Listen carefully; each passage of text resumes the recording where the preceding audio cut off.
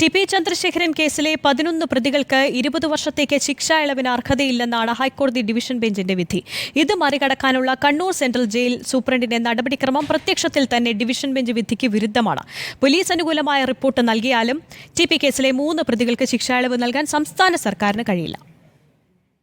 2024 ഫെബ്രുവരി 27 ഹൈക്കോടതി ഡിവിഷൻ ബെഞ്ചിന്റെ ശിക്ഷാവിധിയിൽ പറയുന്നത് ഇങ്ങനെ: ടി പി ചന്ദ്രശേഖരൻ കൊലപാതക കേസിലെ 1 മുതൽ 8 11 പ്രതികൾക്ക് ജീവപര്യന്തം ശിക്ഷ വിധിച്ച വിചാരണ കോടതി വിധി ശരിവയ്ക്കുന്നു.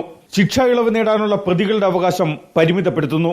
20 വർഷത്തെ ജീവപര്യന്തത്തിന് ശേഷം മാത്രമേ പ്രതികൾക്ക് റിമിഷൻ അഥവാ ശിക്ഷാ ഇളവിന് അർഹതയുള്ളൂ. പ്രതികൾക്ക് ശിക്ഷാ ഇളവിന് അർഹതയില്ലെന്ന ഹൈക്കോടതി ഡിവിഷൻ ബെഞ്ചിന്റെ ഈ വിധി നിലനിൽക്കുമ്പോഴാണ് Kannur central jail superintendent city police കമ്മീഷണറോട് റിപ്പോർട്ട് തേടിയത്. ശിക്ഷാ ഇളവിനോ പ്രത്യേക ശിക്ഷാ ഇളവിനോ 3 പ്രതികൾക്കും നിയമപരമായി അർഹതയില്ല. ശിക്ഷാ ഇളവ് ഹൈക്കോടതി വിധിന്യായത്തിലൂടെ 20 വർഷത്തേക്ക് പ്രത്യക്ഷത്തിൽ തന്നെ തടഞ്ഞിട്ടുമുണ്ട്. വിധിയെ മറികടക്കാനുള്ള കുറുക്കുവഴിയെന്ന നിലയിലാണ് പോലീസിന്റെ report Kannur central jail superintendent തേടിയത്. കൊലയാളി സംഘാംഗങ്ങളും 4, 5, 6 പ്രതികളുമായ ടി കെ രജീഷിനും കെ മുഹമ്മദ് ഷാഫിക്കും അണ്ണൻ സുജിത്തിനും ശിക്ഷാ ഇളവ് നൽകാനാവില്ല.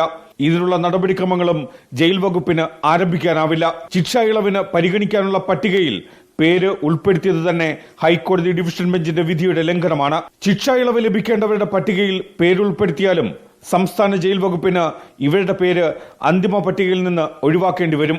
ശിക്ഷാ ഇളവ് നൽകാനുള്ള തീരുമാനവും എടുക്കാനാവില്ല.